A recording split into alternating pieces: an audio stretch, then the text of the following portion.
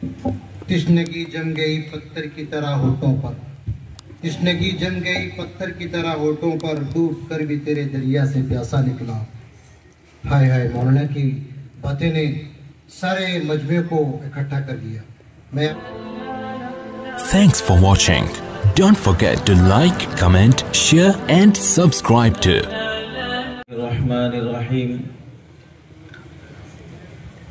انا نحن نزلنا الذکر وانا له لحافظون وقال تعالی ولقد يسرنا القرآن للذکر فهل من مدکر وقال النبی صلی اللہ علیہ وسلم خیرکم من تعلم القرآن وعلمه او کما قال النبی صلی اللہ علیہ وسلم اللهم صل على سيدنا محمد وعلى آل سيدنا محمد وبارك وسلم اللهم صل على سيدنا محمد وعلى آل سيدنا محمد وبارك وسلم اللهم صل على سيدنا محمد وعلى آل سيدنا محمد وبارك وسلم۔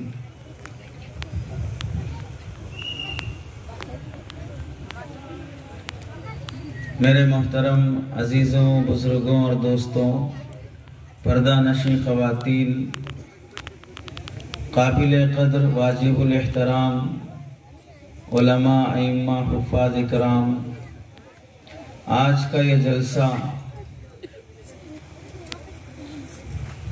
بچوں کی اپنی محنت، اساتذہ کی قربانیاں، قرآن مجید، شریعت اور دین کا علم سیکھنے کے جذبے اتنے بھرے مجمع میں نڈر ہو کر اپنی معافی ضمیر کو، اپنی بات کو ظاہر کرنا اور بڑے خوش اسلوبی کے ساتھ، بڑے اچھے انداز میں جس بچے کی جو ذمہ داری تھی اس ذمہ داری کو بلا خوف و جھجک آپ حضرات کے سامنے پیش کرنا، یہ ہر آدمی کے بس کی بات نہیں ہے۔ گلی میں، سڑک پر، بازار میں نڈر ہو کر لڑنے والا بھی، گالیاں بکنے والا بھی، شرافت سے جب اسے اسٹیج پر دو بول بولنے کے لیے بلایا جائے تو وہ بھی کانپنے لگتا ہے۔ مائک تھامنا ہر آدمی کے بس کی بات نہیں ہے۔ یہاں ان بچوں نے جس جرأت کے ساتھ، جس ہمت کے ساتھ اپنی بات پیش کی ہے، بہت قابل تعریف ہیں، اور جو بھی اور جتنا بھی انہیں انعام دیا جائے، سراہا جائے، بہت کم ہے۔ مدرسے کی اساتذہ کی قربانیاں ہیں، ان کی محنتیں ہیں، بچوں کا یہ شوق اور جذبہ ہے جسے آپ حضرات نے دیکھا ہے۔ قرآن مجید کا علم حاصل کرنا ان بچوں کے لیے بلکہ سارے انسانوں کے لیے بڑی سعادت اور فضیلت کی بات ہے۔ قرآن مجید میں اللہ رب العزت ارشاد فرماتے ہیں اِنَّا نَحْنُ نَزَّلْنَا الذِّكْرَ وَإِنَّا لَهُ لَحَافِظُونَ، بے شک ہم نے قرآن مجید کو نازل کیا اور ہم ہی اس کی حفاظت کریں گے۔ قرآن مجید کی حفاظت کرنے والے سب سے پہلے حافظ اللہ کی ذات ہے۔ لحافظون فرما کر اللہ نے بہت بڑا لقب قرآن مجید یاد کرنے والوں کو دیا ہے۔ اصل قرآن مجید کے حافظ اللہ ہیں۔ لحافظون میں اللہ نے اپنے حافظ ہونے کو فرمایا۔ اس کے بعد اللہ تعالیٰ نے بندوں میں اپنے نائب پیدا فرمائے، جن جن کے سینوں میں یہ قرآن اللہ محفوظ فرما دیتے ہیں، اللہ تعالیٰ اپنا وہ لقب حافظ اس بچے کو اور اس حافظ صاحب کو دے دیتے ہیں۔ اللہ کا جو لقب ہے حافظ قرآن ہونا، وہ لقب بندے کو مل جانا، یہ بڑی سعادت اور بہت بڑی نعمت ہے۔ اللہ رب العزت نے دنیا کے دارالاسباب ہونے کی وجہ سے حفاظت قرآن کے دو طریقے اپنائے ہیں۔ قرآن مجید کی حفاظت ایک صحیفوں کے ذریعے سے، دوسرا سینوں کے ذریعے سے۔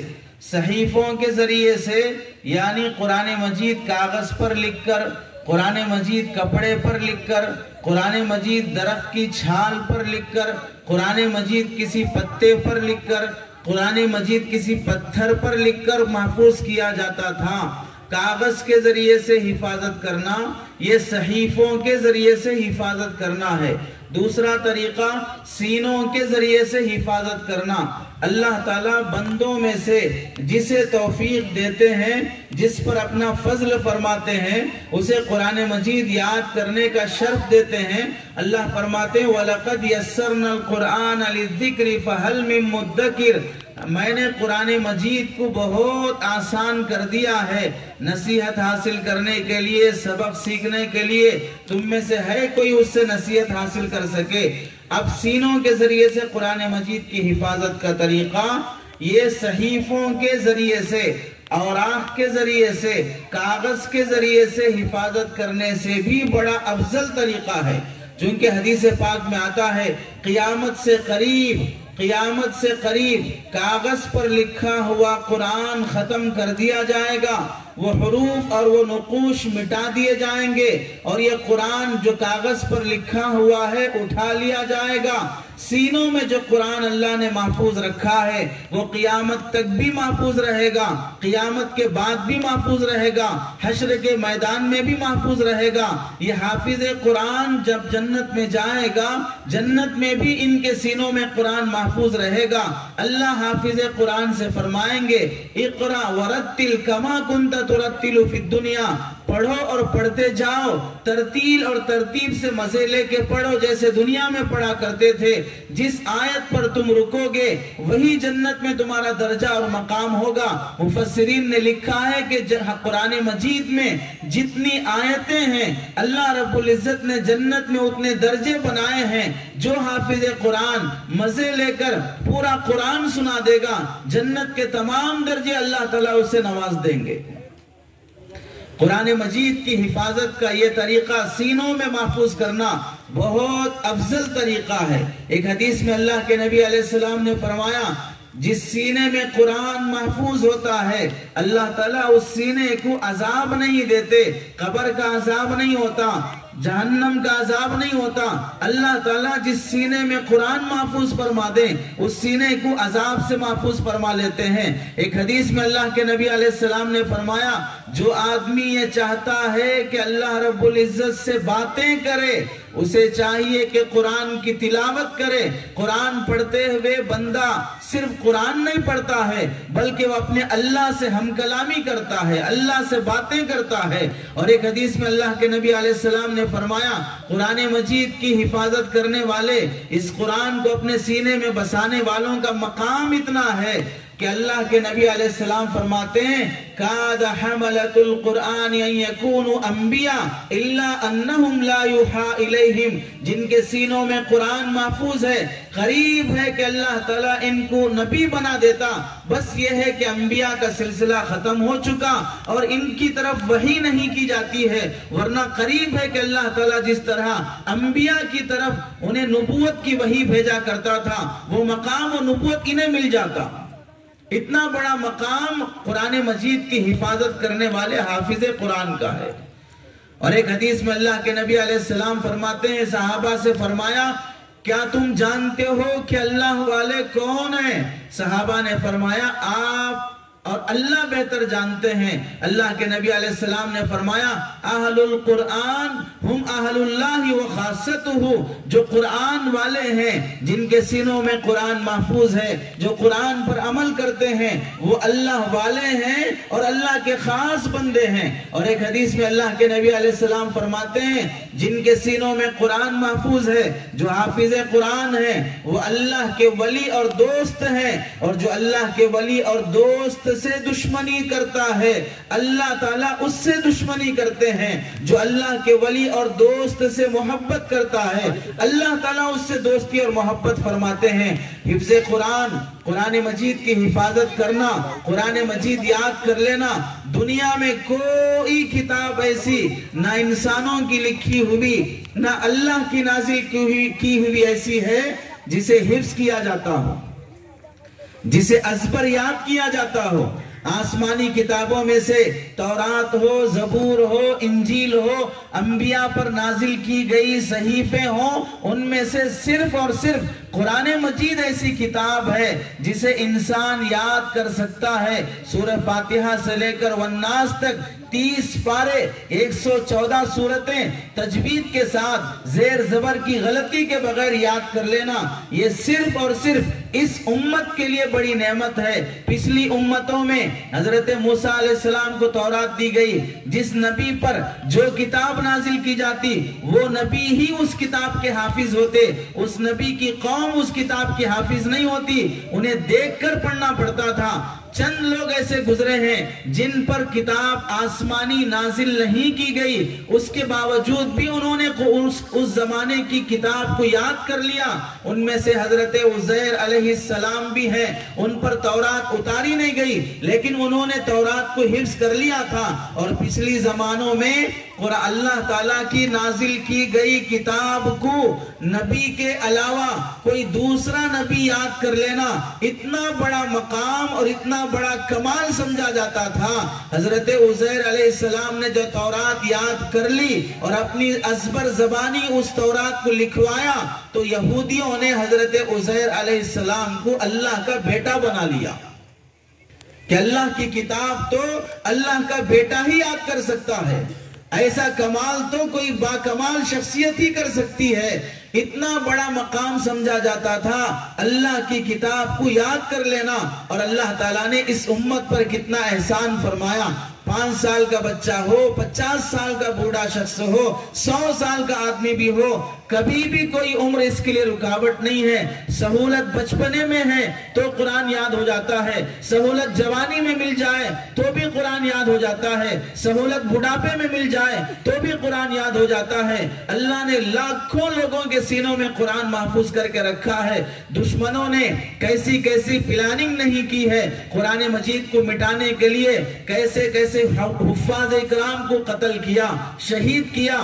نبی کے زمانے میں ہی 70 حفاظ صحابہ کو شہید کر دیا گیا، اور جس موقع پر جنگوں کے معاملات پیش آئے اس موقع پر حافظ قرآن شہید کر دیے جاتے تو افسوس ہوتا کہ اتنے حفاظ چلے گئے، قرآن کی حفاظت کیسے ہوگی؟ لیکن اللہ رب العزت نے سینوں میں قرآن محفوظ کیا، ایک زبر ایک زیر بھی اس کا بدلا نہیں جا سکتا۔ 1400 سال سے لے کر آج تک یہ قرآن جیسے نازل ہوا ہے ویسے پڑھا جا رہا ہے، ایک زبر اور زیر کی بھی اس میں کمی نہیں آئی۔ کوششیں کرنے والوں نے، چال بازی کرنے والوں نے، مکاری کرنے والوں نے قرآن کی آیتوں میں سے کوئی پردے کی آیت نکالا، کوئی جہاد کی آیت نکالا، کوئی دوسرے سود کی آیتیں نکالا، اپنے من کا قرآن بنانا چاہا۔ اللہ نے کسی کی کتاب کو قرآن کی حیثیت نہیں دی ہے، اور کسی کی چال بازی اور مکاری چلی نہیں ہے، دوسری آسمانی کتابیں محفوظ نہیں رہ سکیں۔ اللہ نے اس کتاب کی حفاظت کی ذمہ داری لی ہے تو بچہ بچہ حافظ قرآن بننے کا شوق ظاہر کرتا ہے، اللہ اس کے سینے میں قرآن کی حفاظت فرماتے ہیں۔ ایسے بھی اللہ کے نیک بندے گزرے ہیں جنہوں نے بڑھاپے میں قرآن پڑھنا یاد کرنا چاہا، اللہ نے موت سے پہلے انہیں حافظ قرآن بنا دیا۔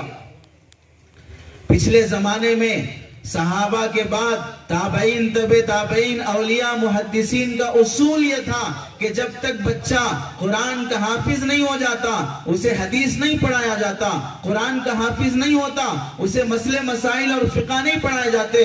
علامہ نووی رحمت اللہ علیہ لکھتے ہیں کہ پچھلے زمانے میں کانوا لا يعلمون الحدیث والفقہ، کہ وہ حدیث اور فقہ کی تعلیم نہیں دیتے تھے کسی بھی بچے کو جب تک کہ وہ قرآن یاد نہیں کر لیتا۔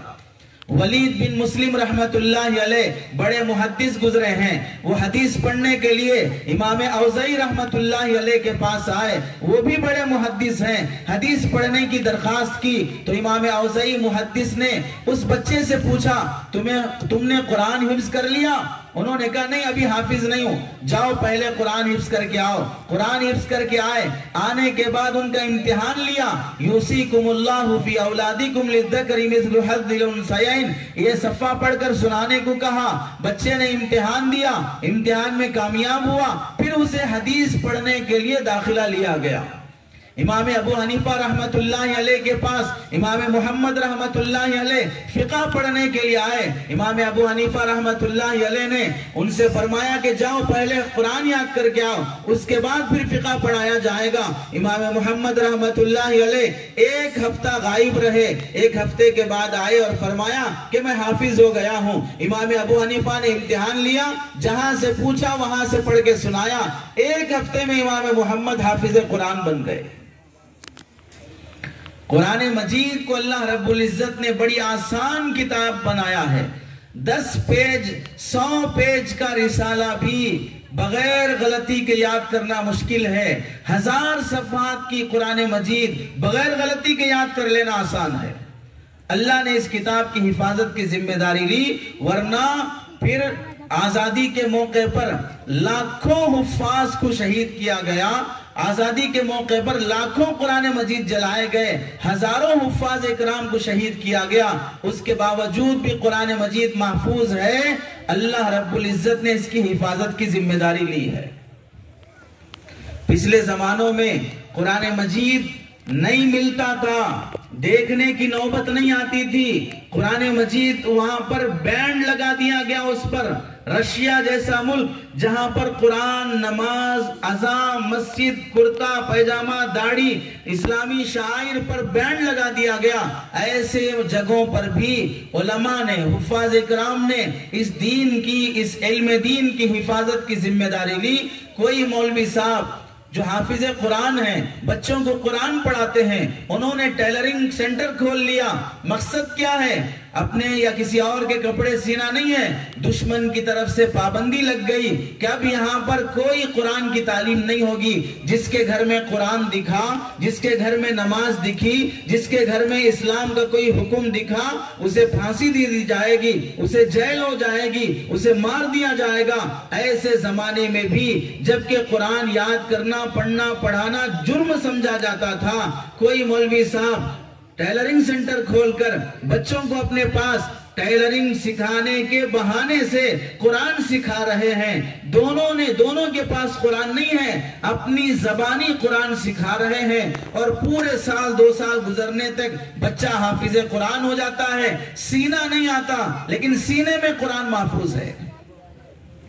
کوئی مولانا دکان کھول لیتے, میکانک شاپ کھول لیتے, وہاں وہ اسے بخاری پڑھاتے, مسلم پڑھاتے. اپنی زبان سے جو دین اور شریعت یاد ہے, دشمنوں کے نرغے میں, دشمنوں کے سائے میں رہ کر بھی قرآن مجید کی حفاظت فرمائی. ایسا بھی زمانہ گزرا کہ ایسے سخت ماحول میں کہ اگر کوئی قرآن پڑھاتا ہوا نظر آئے, جیل جانا پڑے گا, پھانسی لینا پڑے گا.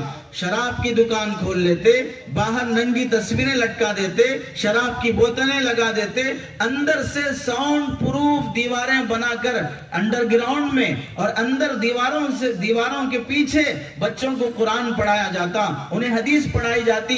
دیکھنے والوں کو لگتا کہ یہ شراب کی دکان ہے, لیکن اندر قرآن پڑھایا جا رہا ہے, حدیث پڑھائی جا رہی ہے. ہمیں تو اللہ تعالیٰ نے بڑی عافیت کا زمانہ دیا ہے, بڑی سہولت کا زمانہ دیا ہے. ایسے زمانے میں جبکہ قرآن پڑھنا پڑھانا جرم ہو, مولوی صاحب بچوں کو لے کر, چند لوگوں کو لے کر ڈولا اٹھا کر قبرستان پہنچتے ہوں اور چادر تان کر قبر کے اطراف سے گڑھا کھود کر مولوی صاحب اور بچہ قبر میں اترتے ہوں اور وہاں قرآن مجید پڑھایا جاتا ہو. دشمن دیکھے تو سمجھے کہ میت کو دفنایا جا رہا ہے, در حقیقت وہاں میت کو دفنانا نہیں ہے, قبر میں بیٹھ کر مولوی صاحب اور حافظ صاحب بچے کو قرآن پڑھا رہے ہیں. آج اللہ نے کیسا سکون کا زمانہ دیا ہے جہاں ہم اپنے بچوں کو قرآن پڑھا سکتے ہیں. کھانے کی پریشانی نہیں, کپڑوں کی پریشانی نہیں, پنکھے کی پریشانی نہیں, لائٹ کی پریشانی نہیں, دشمن کی طرف سے کوئی تنگی نہیں. اس کے باوجود بھی, سہولت کا زمانہ ملنے کے باوجود ہم نے قرآن کی اہمیت اور اس کی عظمت کو سینوں میں نہیں بٹھایا. حافظ قرآن بنانے کی اہمیت کو نہیں سمجھا. بچے کو قرآن یاد کروانا, خود اتنا قرآن یاد کر لینا جس سے ہماری نماز صحیح ہو جائے, جس سے ہم شریعت پر چلنے والے بن جائیں. قرآن کی تلاوت مستقل اپنی جگہ عبادت ہے. بنا سمجھے پڑھنا بھی عبادت ہے, سمجھ کے پڑھنا بھی عبادت ہے. قرآن کی تلاوت بہر صورت عبادت ہے. عام کتابوں کی طرح نہیں ہے فلاں انگریزی کتاب پڑھے ہیں لیکن کیا ہوا اس میں سمجھ میں نہیں آیا تو وہ پڑھنا عبادت نہیں ہے، لیکن یہ کتاب پڑھو نہ سمجھو از اول تاخر پھر بھی اس کے پڑھنے کا ثواب ملے گا۔ قرآن مجید کے الفاظ بھی مقصود ہیں، قرآن مجید کے معنی بھی مقصود ہیں، قرآن مجید کی تفسیر بھی مقصود ہے، قرآن مجید پر عمل بھی مقصود ہے۔ قرآن مجید کے الفاظ پڑھو تو بھی ثواب ملے گا، قرآن مجید پر عمل کرو تو بھی ثواب ملے گا، قرآن مجید کی تفسیر کرو تو بھی ثواب ملے گا۔ یہ قرآن ایسی چیز ہے، اللہ کے نبی علیہ السلام فرماتے ہیں جو اس سے محبت کرتا ہے اللہ اس سے محبت فرماتے ہیں۔ ایک صحابی غزوے میں گئے، صحابہ کو ساتھ لے کر گئے، جب بھی وہ امامت کرتے نماز پڑھاتے، نماز میں سورہ فاتحہ کے بعد ضم سورہ ہونے کے بعد آخر میں وہ قل هو اللہ احد کا سورہ پڑھتے، پہلی رکعت میں بھی سورہ اخلاص، دوسری رکعت میں بھی سورہ اخلاص، 3 جہری نمازیں پڑھاتے ہیں، فجر میں بھی سورہ اخلاص، مغرب میں بھی سورہ اخلاص، عشاء میں بھی سورہ اخلاص، ہر جہری نماز کی ہر رکعت میں ضم سورہ کے بعد وہ سورہ اخلاص پر رکعت ختم کرتے۔ اللہ کے نبی علیہ السلام کے پاس صحابہ آنے کے بعد شکایت فرمائی کہ یہ صحابی ہر رکعت میں سورہ اخلاص پڑھتے ہیں۔ اللہ کے نبی علیہ السلام نے فرمایا ان سے پوچھو کہ وہ کیوں اس طرح کرتے ہیں۔ جب ان صحابی سے پوچھا گیا آپ کیوں ہر رکعت میں سورہ اخلاص پڑھتے ہیں، تو وہ صحابی کہنے لگے اس سورے میں رحمان نے اپنی صفت بیان کی ہے اور مجھے اس سورے سے بڑی محبت ہے۔ یہ جواب جب اللہ کے نبی کو پہنچا، اللہ کے نبی علیہ السلام نے فرمایا ان صحابی سے فرما دو جس رحمان کے سورے کو تم پسند کرتے ہو وہ رحمان بھی تم سے محبت کرتا ہے اور تمہیں پسند کرتا ہے۔ قرآن کی ایک سورت سے محبت کرنے پر اللہ کی محبت مل جاتی ہو، پورے قرآن سے محبت کرنے پر اللہ کی کتنی محبت ملے گی۔ وہ صحابی صرف اس سورے سے محبت نہیں کرتے تھے، پورے قرآن سے بھی محبت تھی، پورے قرآن پر بھی عمل تھا۔ انہوں نے وہاں ظاہر یہ فرمایا مجھے اس سورے سے محبت ہے، اس پر اللہ تعالیٰ کی محبت ملتی ہے۔ بندہ پورے قرآن سے محبت کرے تو کتنا اللہ کی محبت ملے گی۔ پچھلے زمانوں میں لوگوں نے قرآن کی خدمت کو اپنی زندگی کا مقصود بنایا، اس زمانے میں بھی علماء نے حفاظ نے قرآن کی خدمت کو اپنی زندگی کا مقصود بنایا۔ اللہ ان کے ذریعے سے قرآن کی حفاظت فرماتے ہیں۔ حضرت عبد الرحمن سلمی رحمت اللہ علیہ بڑے تابعی گزرے ہیں، یہ وہ تابعی ہیں جنہوں نے حضرت حسن حضرت حسین رضی اللہ تعالیٰ عنہ کو قرآن پڑھایا ہے اور جن سے قرات سبا سیکھی جاتی ہے۔ ان کے متعلق لکھا ہے قرآن کے حافظ ہونے کے بعد سے لے کر 40 سال تک کوفہ کی جامع مسجد میں قرآن پڑھنے پڑھانے کو اپنا مشغلہ بنا لیا۔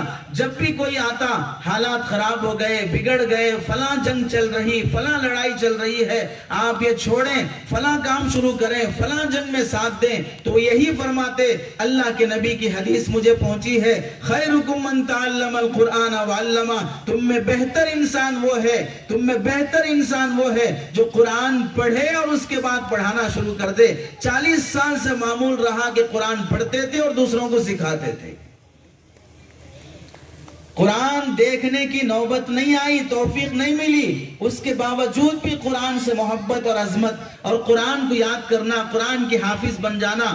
حضرت مولانا پیر ذوالفقار صاحب دامت برکاتہم نے لکھا ہے امریکہ میں ایک موقع پر میں واکنگ کر رہا تھا، ایک خاتون واکنگ کرتے ہوئے مجھ سے آ کر پوچھنے لگی تم مسلمان ہو؟ میں نے کہا مسلمان ہوں، میں نے سنا ہے کہ مسلمانوں کے پاس قرآن ہوتا ہے، تمہارے پاس وہ قرآن ہے تو دکھا دو۔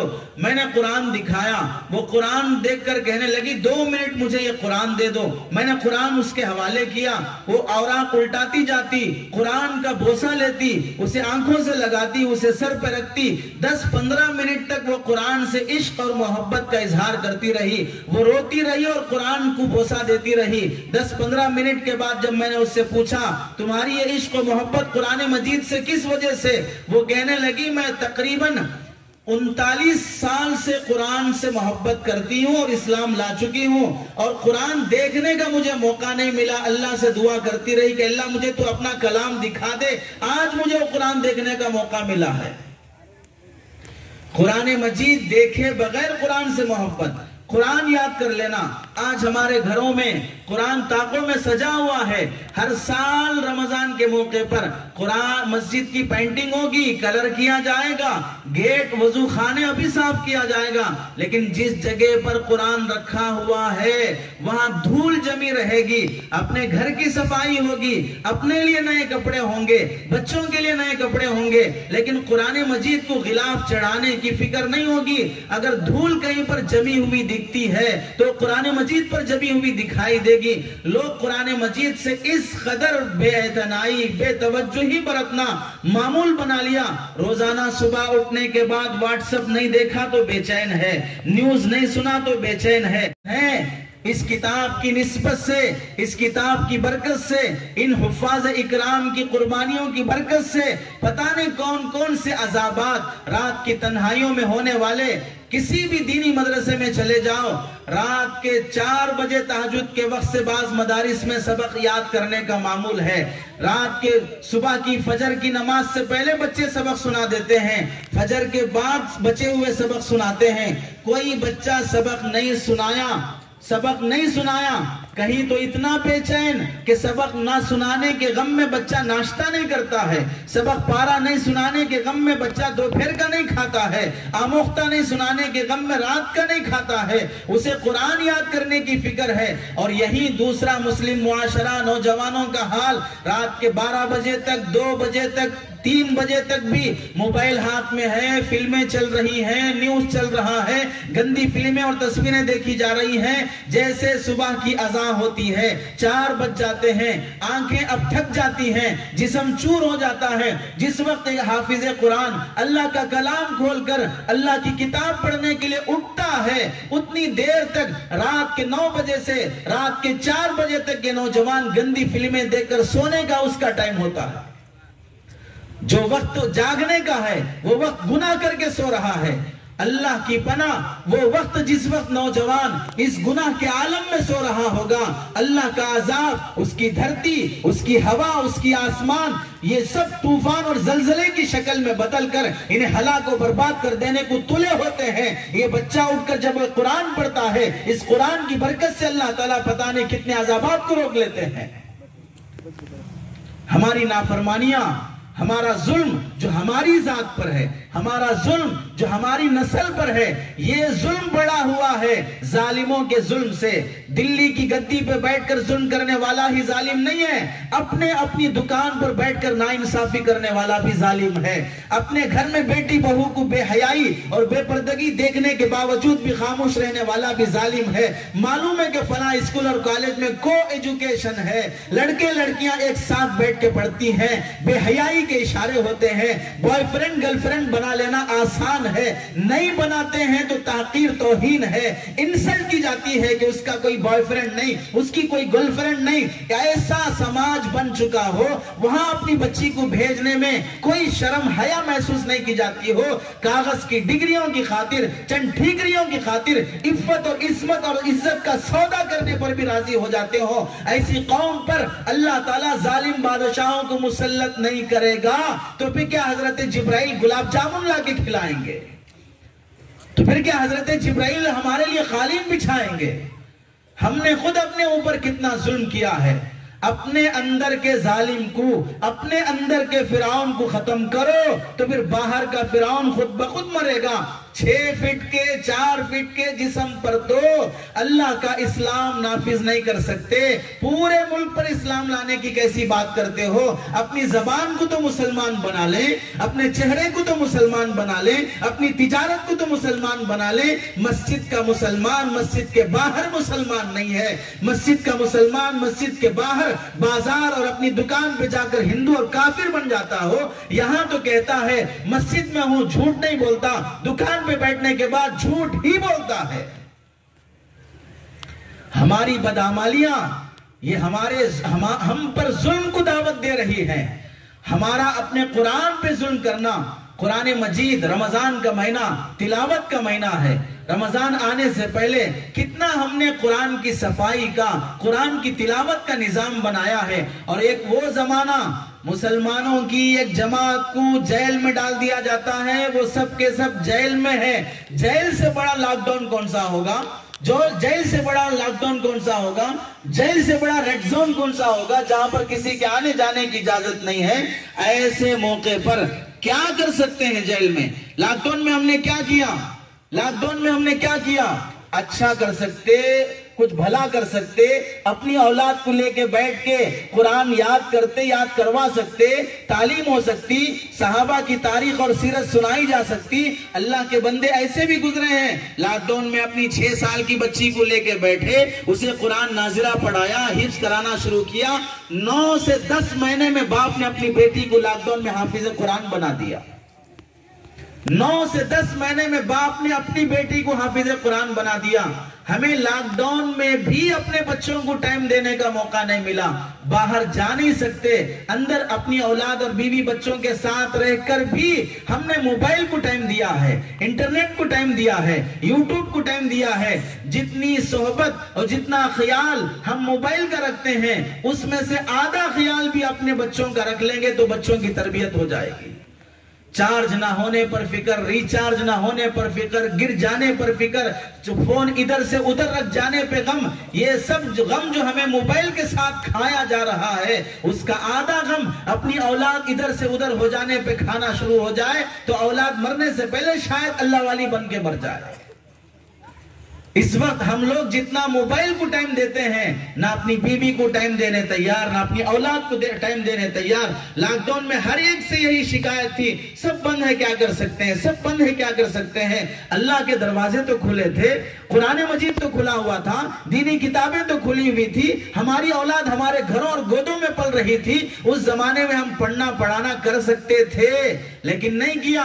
پورے انٹرنیٹ کی زندگی میں جتنا نیٹ لاک ڈاؤن میں یوز کیا گیا اس سے پہلے کبھی یوز نہیں کیا گیا۔ نہیں دیکھنے والی چیزیں بھی دیکھی گئی، نہ کرنے والا گناہ بھی کیا گیا، نہیں کرنے والے لوگوں نے بھی گناہ میں ملوث ہو کر رہے۔ اور وہاں جیل کی زندگی ہے قیدیوں کی، کچھ نہیں کیا جا سکتا۔ قیدی بیٹھ کر مشورہ کرتے ہیں کہ کیا کیا جائے۔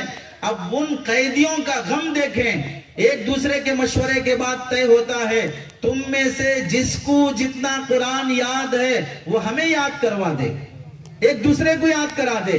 اب جیل میں رہ کر اپنی رہائی کی فکر نہیں ہے، قرآن یاد کرنے کی فکر ہے۔ 1-2 مہینے، 4 مہینے، 6 مہینے، 1 سال کی زندگی جیل میں گزری، ایک قیدی دوسرے قیدی کو اپنا یاد کیا ہوا قرآن یاد کرا رہا ہے۔ یاد کرتے کرتے کرتے پورے 30-40 قیدی جو جیل میں تھے سب نے سورہ انفال کے علاوہ پورا قرآن مجید یاد کر لیا۔ قید کی زندگی میں پورا قرآن مجید یاد کر لیا۔ اب سورہ انفال ایک سورہ بچ گیا جو کسی کو یاد نہیں ہے، تو اب یہ فکر ہے کہ وہ سورہ بھی کیسے یاد ہو جائے۔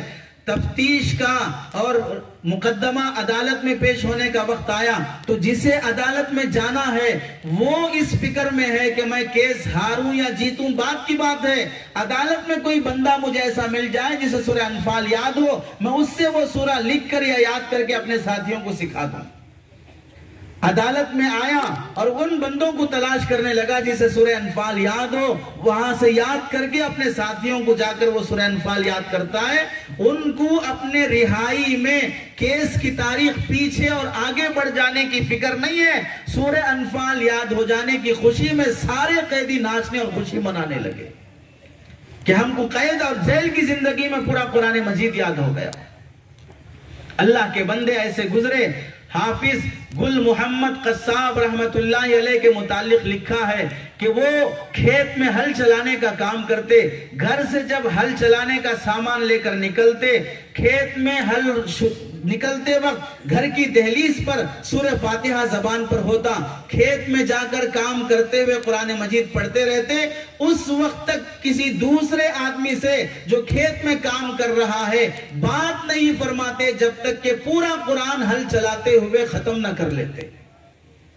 کھیت میں ہل چلاتے ہوئے قرآن ختم ہونے کے بعد پھر دوسروں سے بات کرتے۔ ہل چلانے والا کسان بھی قرآن روزانہ ایک قرآن ختم کرنے کا اہتمام فرماتا تھا۔ हाफिज मशीयतुल्लाह रहमतुल्लाह अलैह के मुतालिक लिखा है, वो जूते चप्पल का कारोबार करते हैं, थैले में जूते चप्पल रखे गांव-गांव घूम कर जूते चप्पल बेच कर आते हैं। कुरान मजीद जब घर की दहलीज पर से जूते चप्पल कंधे पर रख कर निकलते हैं, गांव-गांव में चप्पल बेचने के लिए जा रहे हैं, सूरह फातिहा ज़बान पर है, तिलावत जारी है, और जब शाम को घर वापस आते हैं तो सूरह वन्नास उनकी ज़बान पर रहता। और अगर कभी किसी वजह से एक पारा दो पारे बाकी रह जाते, गांव की बाउंड्री पर बैठकर वो 2 पारे तिलावत करके फिर गांव में दाखिल होते। हर कारोबारी कुरान की तिलावत करने का मामूल और एहतमाम। और आज हमारे पास पढ़ने को वक्त नहीं, सूरह यासीन पढ़ के चले जाइए, रोजाना सूरह वाक़िया और मुल्क पढ़ के चले जाइए। कुरान खानी की हमारे पास आदत है, फला कोई और आके पढ़ दे, नया घर बना कोई और पढ़ेगा, जनाजा उठा कोई और पढ़ेगा, डिलीवरी हुई कोई और पढ़ेगा। हमें कुरान मजीद पढ़ने की तौफीक नहीं होती हो तो किस कदर महरूमी की बात है। हजरत शेखुल हिंद रहमतुल्लाह अलैह ने फरमाया था, इस उम्मत का, इस कौम का ज़वाल 2 वजूहात से है। एक, कुरान मजीद को छोड़ देना, दूसरा आपसी इख्तिलाफात में पड़ जाना। फिर अगर ये उम्मत ज़वाल से निकलकर इज्जत और तरक्की चाहती है, कुरान मजीद को अपने सीने से लगाना और कुरान मजीद को अपनी जिंदगियों में बसाना, और फिर इख्तलाफी मसाइल को छोड़कर जो असल मंजिल और मकसूद है, जो मुश्तरका मसाइल हैं जिसमें सब एकजुट होकर काम कर सकते हैं, छोटी छोटी बातों से इख्तलाफ, छोटे छोटे मसाइल पर इख्तलाफ, मुसलमान का दुश्मन। याद रखें, हमेशा हमारे जहन में मुसलमानों के मुत्तहिद होने की बात आती है, यही दिमाग एक खराब बात दिल में पेश कर देता है। मुत्तहिद होने का मतलब हर आदमी अपना अपना मसलक छोड़ दे, एक मसलक पे आ जाए, मुत्तहिद हो जाएंगे। इससे बड़ी हिमाकत तो ना कभी हुई ना हो सकती है। सब अपने अपने मसलकों को छोड़कर एक मसलक पे आने की बात 1400 साल से लेकर अब तक हुई ना क़यामत तक हो सकती है। अल्लाह के नबी के ज़माने में भी अलग अलग हदीसों पे अमल करने वाले सहाबा थे। नबी के बाद ताबईन, तबे ताबईन के दौर में भी अलग अलग मसालिक थे। खिलाफत बनु अब्बासिया, खिलाफत बनु उस्मानिया, खिलाफत दूसरी जितनी खिलाफतें गुजरी हैं, हर खिलाफत के दौर में मुसलमानों का सियासी पावर मजबूत रहा, लेकिन उसके तहत में मसलक अपने अपने अलग अलग रहे। खिलाफत बनु अब्बासिया में सब के सब हनफी थे, सब के सब मालिकी थे, सब के सब शाफई थे। मुसलमानों का इत्तेहाद, सियासी इत्तेहाद ही कामयाब कर सकता है, मसलकी इत्तेहाद न कभी हुआ ना हो सकता है। और हम मसलकी इख्तिलाफात को ही इतना हवा दे बैठे हैं, उसी की वजह से सियासी इत्तेहाद भी कमजोर पड़ गया। नौजवानों की जिम्मेदारी कि हमारा दामन पाक रहे, निगाहें पाक रहें। हर जमाने में अल्लाह ने इनकलाब लाया है, नौजवानों के जरिए से लाया है। जिन नौजवानों के अज़ाइम आप देख लें, बड़े बड़े सहाबा, बड़े बड़े मुजाहिद, जिन हजरात ने भी हजरत इब्राहीम अलैहिस्सलाम सितारों को देखकर तौहीद का सबक सिखा रहे हैं, नमरूद की आग में डाला जा रहा है, उस वक्त उनकी उम्र क्या है? मुफस्सिरीन और मुअर्रिखीन ने लिखा है 16 साल के आसपास उनकी उम्र थी, जिस वक्त सितारों को देखकर वो तौहीद का इल्म अपनी कौम को सिखा रहे थे। हजरत यूसुफ अलैहिस्सलाम को जेल में डाला गया, वहां पर उन्होंने कैदियों को तौहीद की दावत दी। उस वक्त हजरत यूसुफ अलैहिस्सलाम जवान हैं, जवानी की उम्र में अंबिया ने अपनी कौमों पे खिदमत की है। जवानी की उम्र में अल्लाह के नबी अलैहिस्सलाम के हाथ पर ईमान लाने वाले सिद्दीक अकबर रजी अल्लाह तआला 33 साल की उम्र में, हजरत उमर रजी अल्लाह तआला उससे कम उम्र में, और हजरत उस्मान, हजरत अली रजी अल्लाह तआला, जितने सहाबा, मशहूर सहाबा हैं, वो उन सब हजरात के कारनामे उनके जवानी की उम्र के हैं। 16 साल, 15 साल, 19 साल की उम्र में कुस्तिनतुनिया फतह करने चले हैं, अंदलुस फतह करने चले हैं, स्पेन फतह करने चले हैं। बड़े बड़े कारनामे ये जवानी के आलम में होते हैं। और आज मुसलमान जवान कहां पर वक्त गुजारता है? कट्टों पर, चबूतरों पर, होटलों पर, सड़कों पर गाड़ियां रेसिंग करते हुए, एक दूसरे को छेड़छाड़ करते हुए, कॉलेज जाकर भी एब्सेंट करते हुए, टीचर को या क्लास हेडमास्टर को फीस देकर, रिश्वत देकर अपनी हाजिरी डलवाते हुए, कॉपी मार कर पास होते हुए ये उम्मीदें लगा लेगा कि मैं मुल्क का प्राइम मिनिस्टर बन जाऊंगा। 10 पास कर, जो 10 भी पास करना जिसे मुश्किल हो वो अपने को गांधी और जवाहरलाल नेहरू समझने लगे। 12वीं पास करना जिसे मुश्किल हो वो अपने को अबुल कलाम आजाद समझने लगे। छोटे छोटे कारोबारों पर खुश हो जाए, बड़े ओहदों पे पहुंचने की हिम्मतें ना हो, मुश्किल एग्जाम देने के लिए कोशिशें ना हो। मैं आईपीएस का एग्जाम नहीं दे सकता, आईएएस का एग्जाम नहीं दे सकता, बड़ा टफ होता है, बड़ा मुश्किल होता है। मुफ्त में मिल जाएंगी ये सब चीजें, घर बैठे हुए नौकरियां आ जाएंगी, घर बैठे हुए ओहदे मिल जाएंगे, घर बैठे हुए तुम्हें ससुराल मिल जाएगा, घर बैठे हुए सारी इज्जतें मिल जाएंगी। दुश्मन आज पावर में है, ताकत में है, तो उसकी कुर्बानियां देखो, उसके मुजाहदे देखो, वो कितनी रात से उठकर वर्जिश कर रहा है। और यहाँ मुसलमान नौजवान सोता देर से है, उठता देर से है, फजर भी गारत, वर्जिश भी नहीं करता, पेट भी आगे को है और चर्बी चढ़ी हुई है, पेट भी खराब है, अभी जवानी ही से ही बीमारियों की लत लग चुकी है। ना अपनी सेहत बनाने की फिक्र, ना अपने इल्म और नॉलेज में इजाफा करने की फिक्र, ना मेहनत करके कुछ पाने का गम है। तो फिर बताइए कौम के अंदर तब्दीली आएगी कैसे? कोई मुसलमान लड़की किसी गैर मुस्लिम के साथ चले जाने के वाकयात, नामुनासिब बातें पेश आ जाती हैं तो मुसलमान नौजवान कहता है, जब उसकी गीरत उसे ललकारती है, आने दो उसे मार दूंगा, हमारे गांव की इज्जत चली गई, हमारे खानदान की इज्जत चली गई। जो नौजवान ऐसे मौके पर गीरत दिखाता है और दिखाना चाहिए, उस नौजवान से यह दरखास्त है, लड़कियों के गैरों के साथ चले जाने पर जब तुम्हें गीरत आती है, तो जब तुम्हारी शादी का मौका आता है, जो जहेज की रस्म और ये भीख मांगते वक्त तुम्हारी गीरत कहां मर जाती है?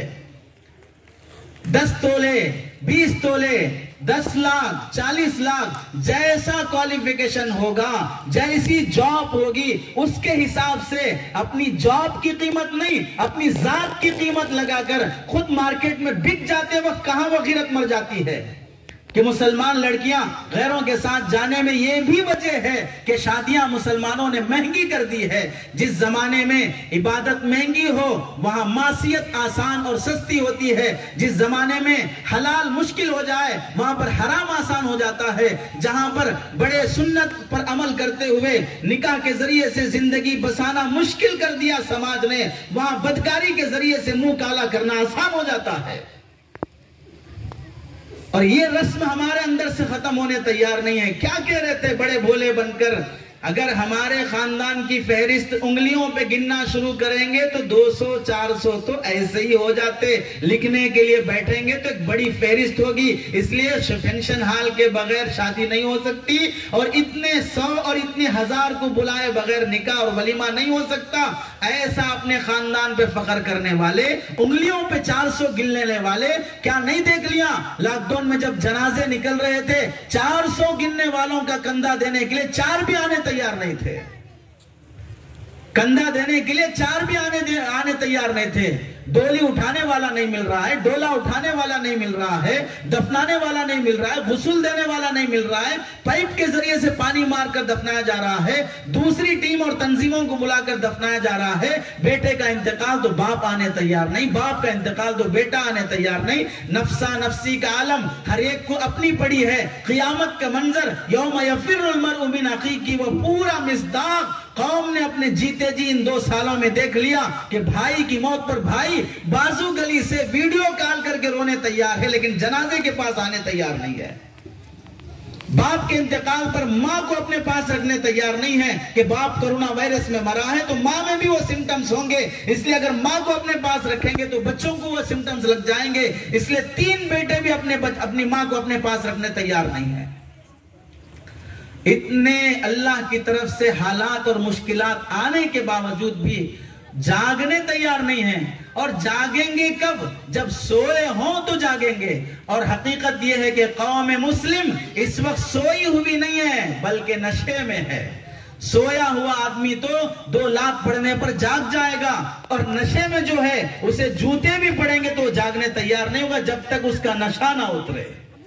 और जालिम की तरफ से कितनी लाठियां पड़ रही हैं और कितने जूते पड़ रहे हैं और कितने अल्लाह ताला की तरफ से ये पैगाम आ रहे हैं। फिरौन اس زمانے میں حضرت موسیٰ کے زمانے میں اپنی شکل میں تھا، ابو لہب ابو جہل نبی کے زمانے میں اپنی شکل میں تھا، اس وقت کا فرعون، اس وقت کا ابو جہل، اس وقت کا ابو لہب اپنی شکل میں آیا ہے اور یہ تمہیں دعوت دے رہا ہے اپنے اللہ کی طرف لوٹنے کے لیے۔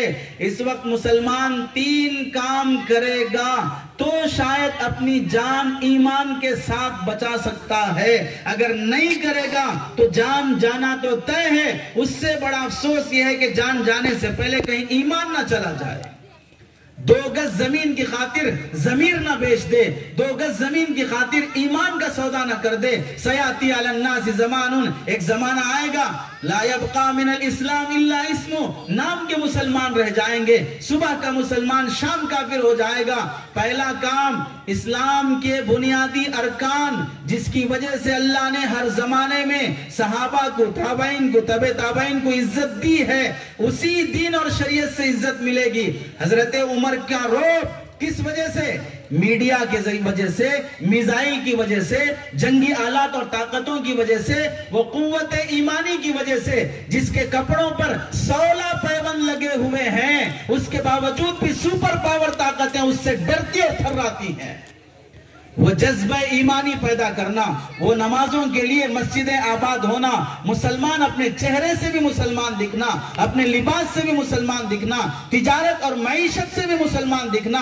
شادی بیاہ ہوتے ہیں، شاید کہ جو رواج اور جو رسومات ہماری شادیوں میں آئے ہیں، حضرت مولانا احمد عبید الرحمن صاحب دامت برکاتہم کے بقول آج کا مسلمان شادی بیاہ کے رسومات میں ایسے آزادانہ رسومات کر رہا ہے، اس کی شادی کے اول سے آخر تک دکھتا نہیں ہے کہ وہ مسلمان کی شادی ہے، اور زبان حال سے یہ کہتا ہے میری شادی میں جھوتے صاف کرنے والے کو، جھاڑو مارنے والے کو، نوکر کو، ڈرائیور کو، گلی کے چپراسی کو بھی آنے کی اجازت ہے۔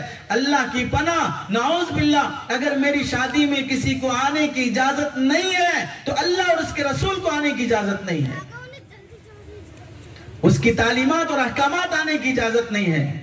اتنی مصیبتیں آنے کے باوجود آج کی خواتین پاؤمیس کی رسم چھوڑنے تیار نہیں، سانچک کی رسم چھوڑنے تیار نہیں، جماگی کی رسم چھوڑنے تیار نہیں، منہ دکھائی کی رسم چھوڑنے تیار نہیں، گود بھرائی کی رسم چھوڑنے تیار نہیں۔ رسومات کے بوجھ میں مر جائیں گے، قرضوں میں ڈوب کر ذلیل ہو جائیں گے، بیٹی کی شادی کرنے کے لیے مٹی اور سود پہ لا لیں گے، اور اس کے بعد 2-2 4-4 سال تک وہ سودی رقم ادا کرتے کرتے ذلیل ہو جائیں گے، لیکن ناک باقی رکھنی ہوگی۔ اس ناک کو بچانے کے لیے گلا بھی کٹنا پڑے، گوارا کر لیا جائے گا۔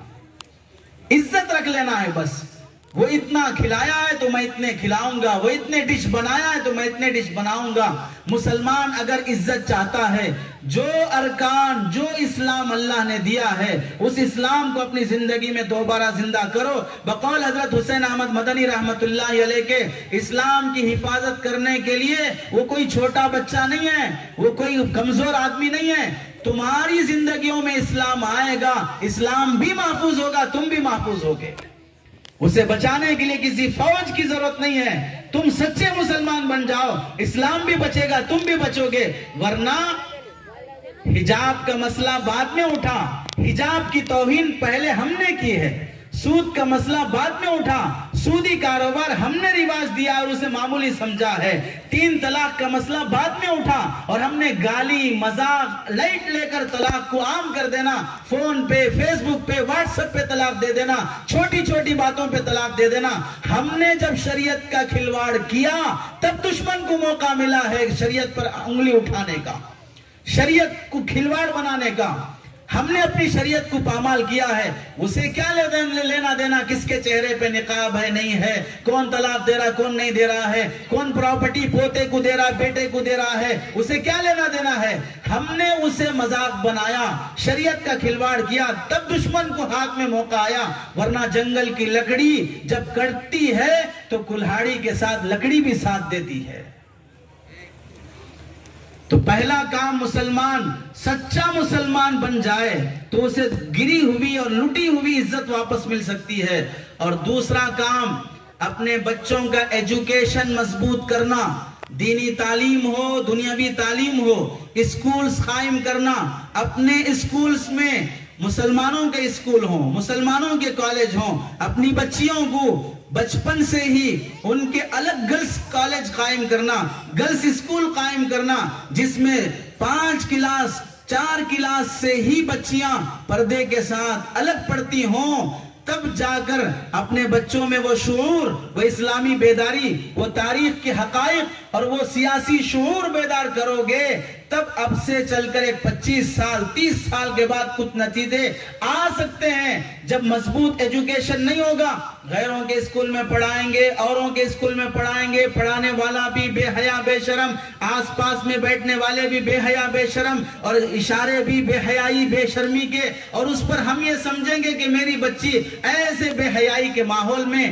1 بار 2 بار 3 بار نہیں 10 سال تک مسلسل آتی جاتی رہے گی، اور اس کے بعد بھی اس کی عزت بھی محفوظ، اس کی نیت بھی محفوظ، اس کے خیالات بھی محفوظ رہیں گے۔ ماحول کا تاثر اس سے پہلے، آج سے 25-30 سال پہلے، 40 سال پہلے میڈیا نہیں تھا، موبائل نہیں تھا، ایسی بے حیائی نہیں تھی۔ بتاؤ ہم میں سے جو 30-40 سال کے ہیں، اپنی جوانی میں جبکہ اتنے بے حیائی کے آلات موجود نہیں تھے، اس زمانے میں اپنی جوانی کو ہم نے محفوظ نہیں رکھ سکا، تو آج اتنے بے حیائی کے آلات ہونے کے بعد ہماری نسل پر کیسے ہی اعتماد ہے کہ ایسے بے حیائی کے آلات اور ماحول میں یہ اپنی جوانی کو محفوظ رکھ لیں گے۔ اپنا ایجوکیشن سسٹم جب تک نہیں بدلے گا، اس وقت تک ترقی نہیں ملے گی اور عزت نہیں ملے گی۔ غیروں کے اسکول میں چھوڑ کر کہیں گے ہماری بچی حجاب پہن کے آئے گی، ہماری بچی فلاں پہن کے آئے گی۔ اپنا اسکول فنکشن ہال بناؤ، وینچرز بناؤ، اپنے بیٹے کے لیے نہیں، پوتے پڑ پوتے اور اپنے آنے والی 7 پیڑھیوں کے لیے پراپرٹیاں بناؤ اور اس پر بزنس کرو، اس پر لپا ٹوپی کے معاملات کرو، لیکن اپنا مسلمانوں کا اسکول اور کالج نہ بناؤ، اس کے ذریعے سے نسل کی حفاظت کی فکر نہ کرو، اور ایسے ہی نسل پنپتی جائے گی اور نیک بنتی آتی جائے گی۔ کیا نہیں دیکھ رہے ہم سماج میں بیٹی کی شادی طے ہو گئی، فنکشن ہال بک ہو گیا، کارڈ چھپ گئے اور سارے پکوان کا سامان آ گیا، 1 دن باقی ہے نکاح کے لیے اور اس گھرانے کی بیٹی کسی غیر کے ساتھ چلی جاتی ہے، نہیں سوچتی کہ باپ کا، خاندان کا، عزت کا کیا ہوگا، کیوں جا رہی ہے؟ 10 سال سے جس اسکول میں پڑھ رہی تھی، اس اسکول کو جانے کے لیے جس بس سے اس کا آنا جانا تھا، اس بس میں آتے جاتے ہوئے ایک غیر لڑکے سے اس کا تعلق ہو گیا، کل شادی ہے اور آج وہ غیر کے ساتھ جاتی ہے۔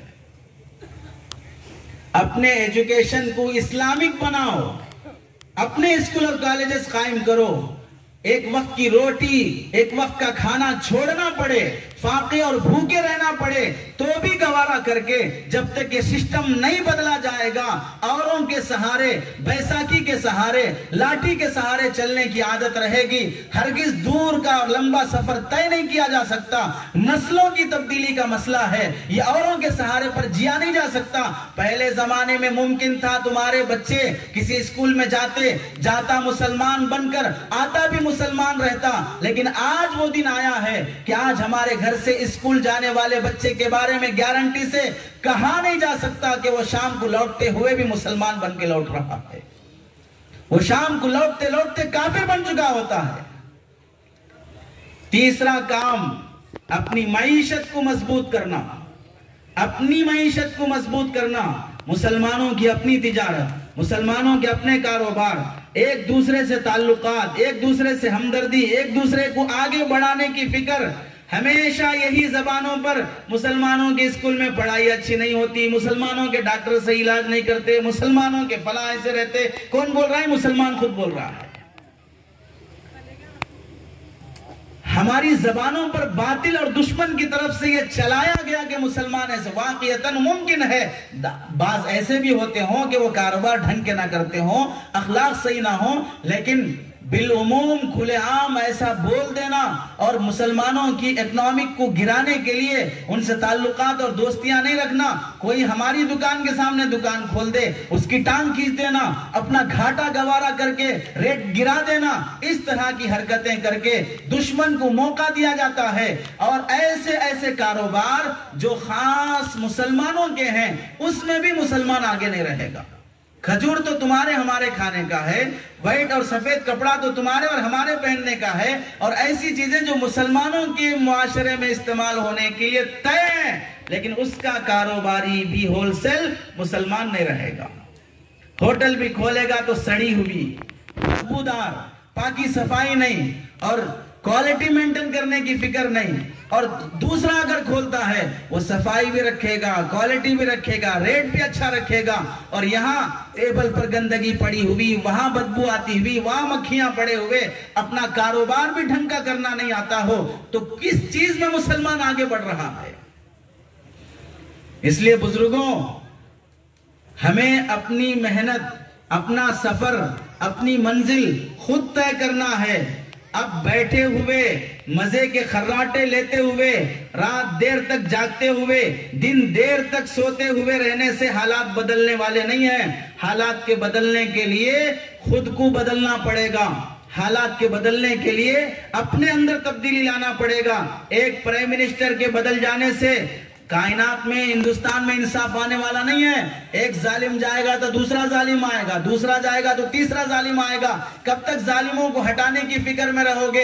اپنے ظلم سے توبہ کرو، اللہ تعالیٰ ایک انصاف پسند کو لا دیں گے، امن قائم ہو جائے گا۔ پہلے اپنا ظلم ختم کرو، اپنے دائرے کے باطل کو ختم کرو۔ جہاں اونر بن کے بیٹھے ہو، نوکروں کے ساتھ اخلاق سے پیش آؤ۔ جہاں نوکر بنے ہو، اونر کے حق میں امانت دار بن کے دکھاؤ۔ اولاد ہو، ماں باپ کی قدر اور خدمت کر کے دکھاؤ۔ ماں باپ ہو تو بچوں کی تربیت میں وقت دے کر دیکھو، تب جا کے کچھ تبدیلی آ سکتی ہے۔ پردہ نشین مائیں جو تربیت یافتہ ہیں، وہ تربیت کر سکتی ہیں۔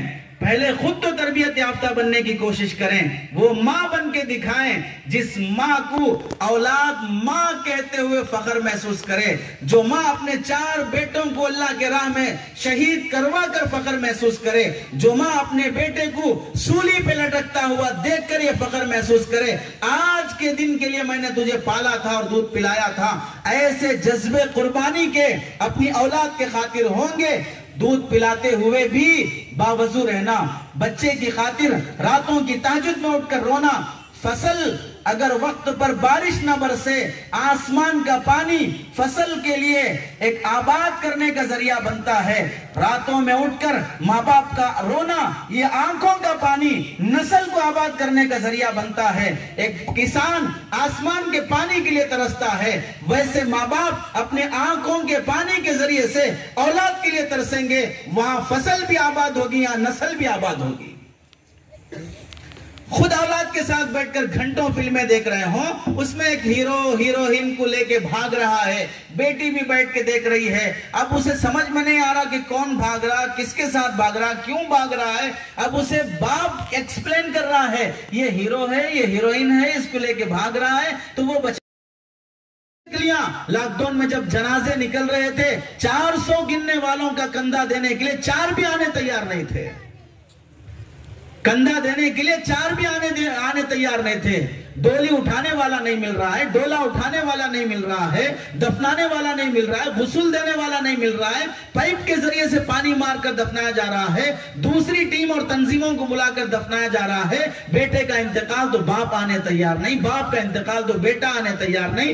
نفسا نفسی کا عالم ہر ایک کو اپنی پڑی ہے۔ قیامت کا منظر یوم یفر المرء من اخیہ کی وہ پورا مصداق قوم نے اپنے جیتے جی ان 2 سالوں میں دیکھ لیا کہ بھائی کی موت پر بھائی بازو گلی سے ویڈیو کال کر کے رونے تیار ہے، لیکن جنازے کے پاس آنے تیار نہیں ہے۔ باپ کے انتقال پر ماں کو اپنے پاس رکھنے تیار نہیں ہے کہ باپ کرونا وائرس میں مرا ہے تو ماں میں بھی وہ سمٹمز ہوں گے، اس لیے اگر ماں کو اپنے پاس رکھیں گے تو بچوں کو وہ سمٹمز لگ جائیں گے۔ اس لیے 3 بیٹے بھی اپنی ماں کو اپنے پاس رکھنے تیار نہیں ہیں۔ اتنے اللہ کی طرف سے حالات اور مشکلات آنے کے باوجود بھی جاگنے تیار نہیں ہیں، اور جاگیں گے کب؟ جب سوئے ہوں تو جاگیں گے۔ اور حقیقت یہ ہے کہ قوم مسلم اس وقت سوئی ہوئی نہیں ہے بلکہ نشے میں ہے۔ سویا ہوا آدمی تو 2 لاکھ پڑھنے پر جاگ جائے گا، اور نشے میں جو ہے اسے جوتے بھی پڑیں گے تو جاگنے تیار نہیں ہوگا جب تک اس کا نشہ نہ اترے۔ اور ظالم کی طرف سے کتنی لاٹھیاں پڑ رہی ہیں اور کتنے جوتے پڑ رہے ہیں اور کتنے اللہ تعالیٰ کی طرف سے یہ پیغام آ رہے ہیں۔ فرعون اس زمانے میں حضرت موسیٰ کے زمانے میں اپنی شکل میں تھا، ابو لہب ابو جہل نبی کے زمانے میں اپنی شکل میں تھا، اس وقت کا فرعون، اس وقت کا ابو جہل، اس وقت کا ابو لہب اپنی شکل میں آیا ہے اور یہ تمہیں دعوت دے رہا ہے اپنی اللہ کی طرف لوٹنے کے لیے۔ اس وقت مسلمان 3 کام کرے گا تو شاید اپنی جان ایمان کے ساتھ بچا سکتا ہے، اگر نہیں کرے گا تو جان جانا تو طے ہے۔ اس سے بڑا افسوس یہ ہے کہ جان جانے سے پہلے کہیں ایمان نہ چلا جائے۔ 2 گز زمین کی خاطر ضمیر نہ بیچ دے، 2 گز زمین کی خاطر ایمان کا سودا نہ کر دے۔ سیاتی علی الناس زمان، ایک زمانہ آئے گا لا یبقى من الاسلام الا اسمو، نام کے مسلمان رہ جائیں گے، صبح کا مسلمان شام کافر ہو جائے گا۔ پہلا کام اسلام کے بنیادی ارکان جس کی وجہ سے اللہ نے ہر زمانے میں صحابہ کو، تابعین کو، تبع تابعین کو عزت دی ہے، اسی دین اور شریعت سے عزت ملے گی۔ حضرت عمر کا رعب کس وجہ سے؟ میڈیا کے وجہ سے، میزائل کی وجہ سے، جنگی آلات اور طاقتوں کی وجہ سے، وہ قوت ایمانی کی وجہ سے جس کے کپڑوں پر 16 پیوند لگے ہوئے ہیں، اس کے باوجود بھی سپر پاور طاقتیں اس سے ڈرتی اور تھراتی ہیں۔ وہ جذبہ ایمانی پیدا کرنا، وہ نمازوں کے لیے مسجدیں آباد ہونا، مسلمان اپنے چہرے سے بھی مسلمان دکھنا، اپنے لباس سے بھی مسلمان دکھنا، تجارت اور معیشت سے بھی مسلمان دکھنا۔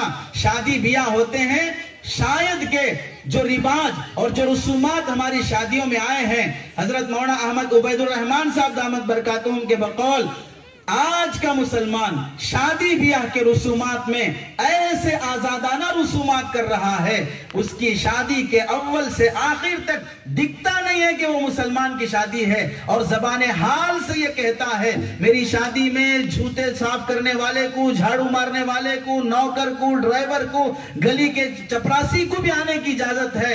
اللہ کی پناہ، نعوذ باللہ، اگر میری شادی میں کسی کو آنے کی اجازت نہیں ہے تو اللہ اور اس کے رسول کو آنے کی اجازت نہیں ہے، اس کی تعلیمات اور احکامات آنے کی اجازت نہیں ہے۔ اتنی مصیبتیں آنے کے باوجود آج کی خواتین پاؤمیس کی رسم چھوڑنے تیار نہیں، سانچک کی رسم چھوڑنے تیار نہیں، جماگی کی رسم چھوڑنے تیار نہیں، منہ دکھائی کی رسم چھوڑنے تیار نہیں، گود بھرائی کی رسم چھوڑنے تیار نہیں۔ رسومات کے بوجھ میں مر جائیں گے، قرضوں میں ڈوب کر ذلیل ہو جائیں گے، بیٹی کی شادی کرنے کے لیے مٹی اور سود پہ لا لیں گے، اور اس کے بعد 2-2 4-4 سال تک وہ سودی رقم ادا کرتے کرتے ذلیل ہو جائیں گے، لیکن ناک باقی رکھنی ہوگی۔ اس ناک کو بچانے کے لیے گلا بھی کٹنا پڑے، گوارا کر لیا جائے گا۔ عزت رکھ لینا ہے بس، وہ اتنا کھلایا ہے تو میں اتنے کھلاؤں گا، وہ اتنے ڈش بنایا ہے تو میں اتنے ڈش بناؤں گا۔ مسلمان اگر عزت چاہتا ہے، جو ارکان، جو اسلام اللہ نے دیا ہے، اس اسلام کو اپنی زندگی میں دوبارہ زندہ کرو۔ بقول حضرت حسین احمد مدنی رحمت اللہ علیہ کے اسلام کی حفاظت کرنے کے لیے وہ کوئی چھوٹا بچہ نہیں ہے، وہ کوئی کمزور آدمی نہیں ہے۔ تمہاری زندگیوں میں اسلام آئے گا، اسلام بھی محفوظ ہوگا، تم بھی محفوظ ہوگے۔ اسے بچانے کے لیے کسی فوج کی ضرورت نہیں ہے، تم سچے مسلمان بن جاؤ، اسلام بھی بچے گا، تم بھی بچو گے۔ ورنہ حجاب کا مسئلہ بعد میں اٹھا، حجاب کی توہین پہلے ہم نے کی ہے، سود کا مسئلہ بعد میں اٹھا، سودی کاروبار ہم نے رواج دیا اور اسے معمولی سمجھا ہے، 3 طلاق کا مسئلہ بعد میں اٹھا اور ہم نے گالی مذاق لائٹ لے کر طلاق کو عام کر دینا، فون پہ، فیس بک پہ، واٹس ایپ پہ طلاق دے دینا، چھوٹی چھوٹی باتوں پہ طلاق دے دینا۔ ہم نے جب شریعت کا کھلواڑ کیا تب دشمن کو موقع ملا ہے شریعت پر انگلی اٹھانے کا، شریعت کو کھلواڑ بنانے کا۔ ہم نے اپنی شریعت کو پامال کیا ہے، اسے کیا لینا دینا کس کے چہرے پہ نقاب ہے نہیں ہے، کون طلاق دے رہا کون نہیں دے رہا ہے، کون پراپرٹی پوتے کو دے رہا بیٹے کو دے رہا ہے، اسے کیا لینا دینا ہے۔ ہم نے اسے مذاق بنایا، شریعت کا کھلواڑ کیا، تب دشمن کو ہاتھ میں موقع آیا۔ ورنہ جنگل کی لکڑی جب کٹتی ہے تو کلہاڑی کے ساتھ لکڑی بھی ساتھ دیتی ہے۔ تو پہلا کام مسلمان سچا مسلمان بن جائے تو اسے گری ہوئی اور لٹی ہوئی عزت واپس مل سکتی ہے۔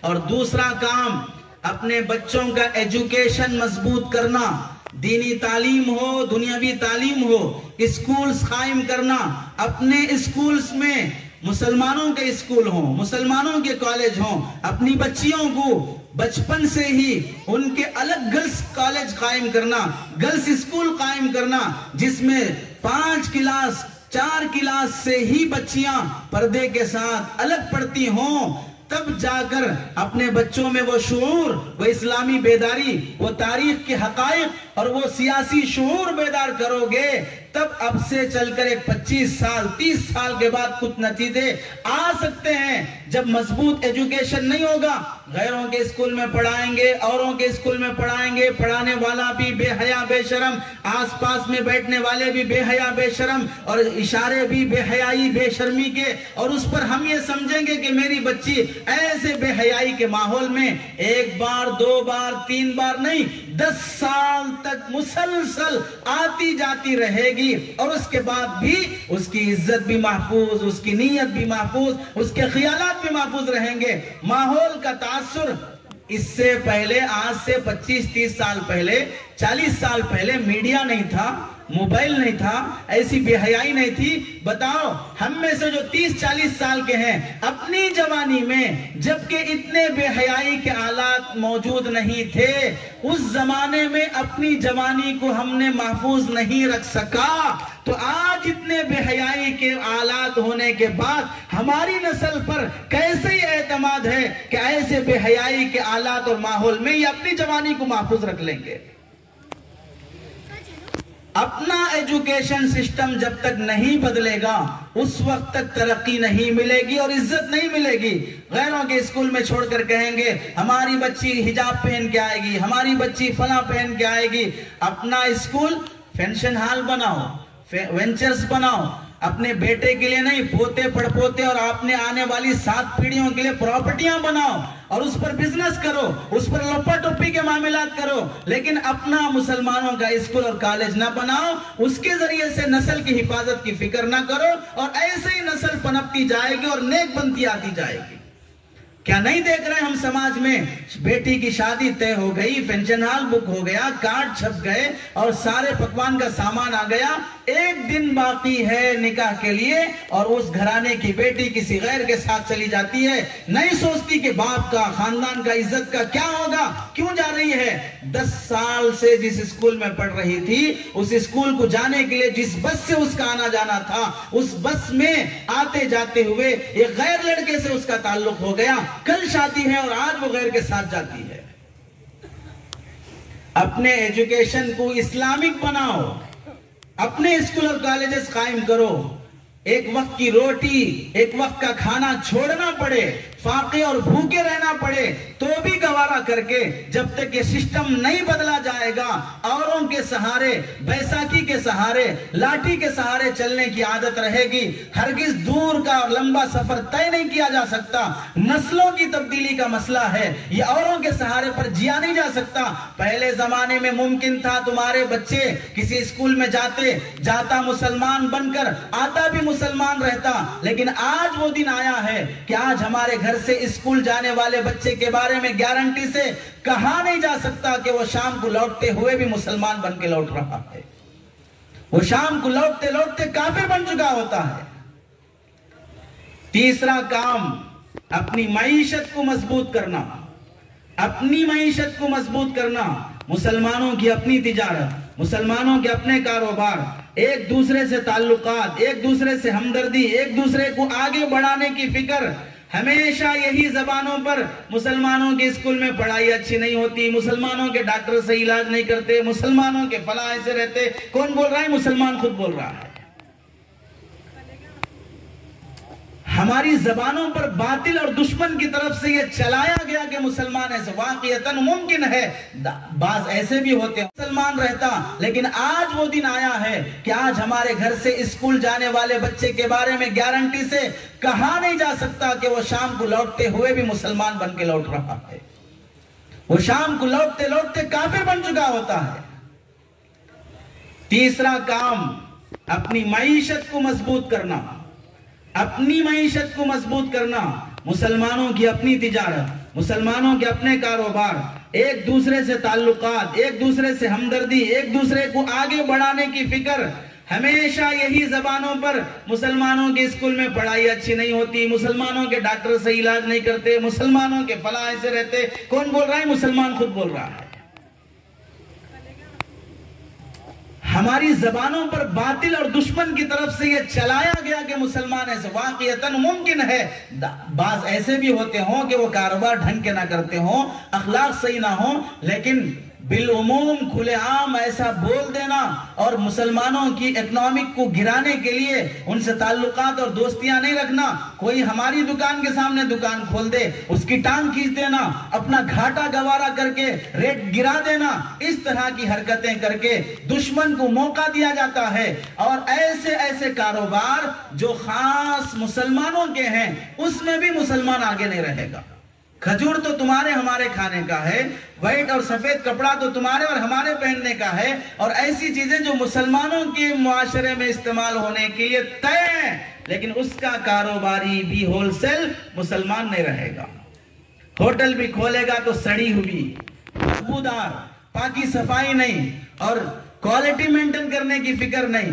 اور دوسرا اگر کھولتا ہے وہ صفائی بھی رکھے گا، کوالٹی بھی رکھے گا، ریٹ بھی اچھا رکھے گا، اور یہاں ٹیبل پر گندگی پڑی ہوئی، وہاں بدبو آتی ہوئی، وہاں مکھیاں پڑے ہوئے، اپنا کاروبار بھی ڈھنگ کا کرنا نہیں آتا ہو، تو کس چیز میں مسلمان آگے بڑھ رہا ہے؟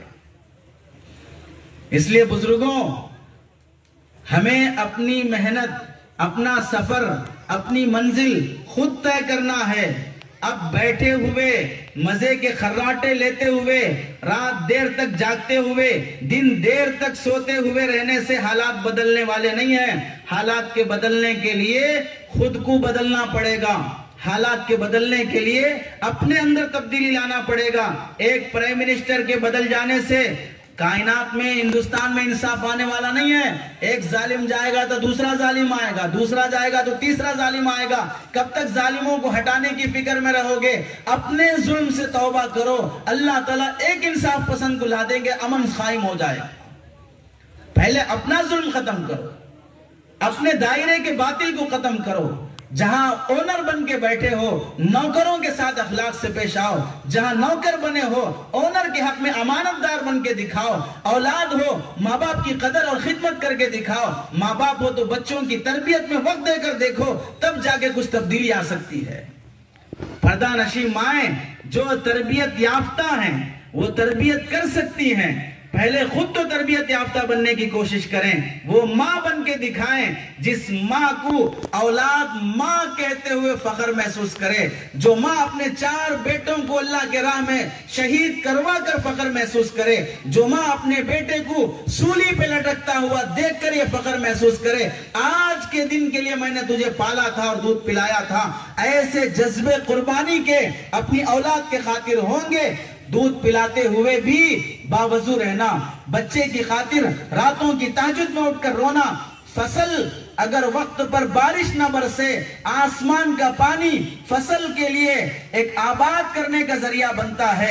راتوں میں اٹھ کر ماں باپ کا رونا، یہ آنکھوں کا پانی نسل کو آباد کرنے کا ذریعہ بنتا ہے. ایک کسان آسمان کے پانی کے لیے ترستا ہے، ویسے ماں باپ اپنے آنکھوں کے پانی کے ذریعے سے اولاد کے لیے ترسیں گے. وہاں فصل بھی آباد ہوگی، یہاں نسل بھی آباد ہوگی.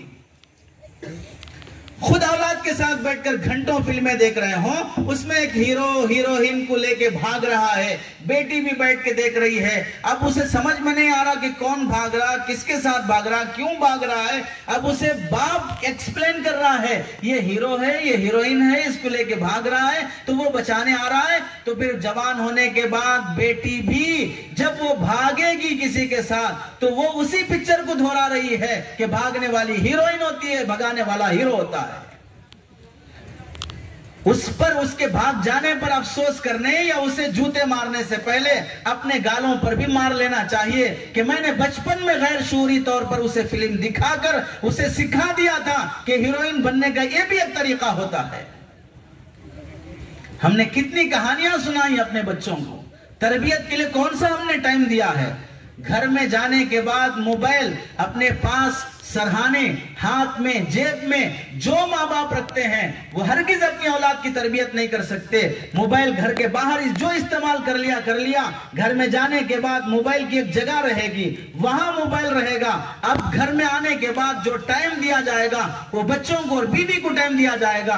करने वाला मोबाइल फोन करने वाला, उसका भी एक टाइम रहेगा। आप मोबाइल रिसीव करना, उसका भी एक टाइम रहेगा। कोई टाइम नहीं है। रात के 2 बजे भी मोबाइल उठा लेते हो, बच्चा तड़पता हो, रोता हो, बीवी वहां पर चूल्हे के पास पकाने के लिए बेचैन है, थोड़ी 5 मिनट बच्चे को पकड़ने की दरखास्त करती है, नहीं ये चैटिंग और यूट्यूब का टाइम नहीं मिलेगा। बच्चा तड़पता रोता रहेगा, उसे टाइम नहीं देंगे, लेकिन यूट्यूब को पाबंदी से टाइम देंगे। अपनी औलाद को जो वक्त देने तैयार नहीं है, बचपन में इन्हें टाइम नहीं दोगे, ये बचपन में और बुढ़ापे में तुम्हें टाइम नहीं देंगे। तुम इन्हें बेबी केयर में छोड़कर आजाद हो जाओगे तो ये तुम्हें बुढ़ापे में ओल्ड एज होम में छोड़कर आजाद हो जाएंगे। ये तुम्हें बुढ़ापे में अलग जीना ले जाकर आजाद हो जाएंगे। ना तुम्हारी खिदमत की फिक्र, ना तुम्हारी बीमारी का गम इन्हें सताएगा, क्योंकि बचपन से ही मोहब्बत खत्म कर दी गई है। अल्लाह के नेक बंदों, अपने को बदलने की कोशिश करो। बच्चों की तालीम, तुम्हारे इस एरिया में बेहतरीन इदारा चलता है, उलमा हुफ्फाज यहाँ पर शानदार खिदमत करते हैं। मुझसे ज्यादा आपने इस मदरसे की खिदमतें देखी हैं, बच्चों का मुजाहरा देखा है। छोटे मासूम बच्चे जिस जुर्रत और हिम्मत के साथ अपनी बात पेश कर रहे थे, उनकी हिम्मत को देखकर मुझे डर लग रहा था, मैं कैसे ऐसे मजमे के सामने बोलूं। मुझे खौफ हो रहा था कैसे बयान करूं। जिस हिम्मत के साथ इन बच्चों ने बात पेश की है, इनका हिफ्ज़ कुरान, इनकी दीनी तालीम, मुख्तलिफ जबानों का सिखाना, कौम के लिए आगे चलकर इमाम और हाफिज पैदा करना, कौम के कादिम और रहबर पैदा करना, मुख्तलिफ मामूली और हल्की सी तनख्वाहों पर सादगी के साथ, कुर्बानियों के साथ, गांव देहात में पड़े रहकर बेहतरीन से बेहतरीन काम, शहर में रहने वालों से भी बेहतरीन काम करके दिखाने वाला ये मदरसा, ऐसा मदरसा जिस पर अकाबिर की सरपरस्ती हो, बुजुर्गों का एतमाद हो, अल्लाह के नेक बंदों के मशवरे से चलता हो, ऐसे मदरसे का ताउन और उसमें अपने बच्चों का दाखिला, वहां से पढ़ना पढ़ाने का मामला, खिदमत गुजारों की खिदमत और दीनी खिदमात की खिदमत को दीन की खिदमत समझना और उनका ताउन करना हमारा फरीजा है। हमारे बच्चों की रहबरी और खैरखाही है, उनकी फीस, उनके मदरसे के हक में जो जरूरियात की तकमील हो। अल्लाह के नबी अलैहिस्सलाम कितना खुश हुए। मस्जिद नबवी में चिराग नहीं था, रोशनी नहीं थी, अंधेरा है। हजरत तमीम दारी रजी अल्लाह तआला अन्हु ने एक चिराग लाकर जला दिया, रोशनी आ गई। अल्लाह के नबी इतना खुश हुए, खुश होकर अल्लाह के नबी ने पूछा, यह चिराग किसने जलाया है? साहबा ने फरमाया, तमीम दारी ने जलाया है। एक अल्लाह के घर के लिए जहां पर दीन के काम होता हो, नमाज पढ़ी जाती हो, वहां का चिराग जला देने पर अल्लाह के नबी खुश होकर फरमाने लगे कि अगर इस वक्त मेरी बेटी होती तो मैं तुम्हें अपना दामाद बना लेता। नबी का दामाद बनना कितनी बड़ी सादत है, किस पर? एक चिराग जला देने पर।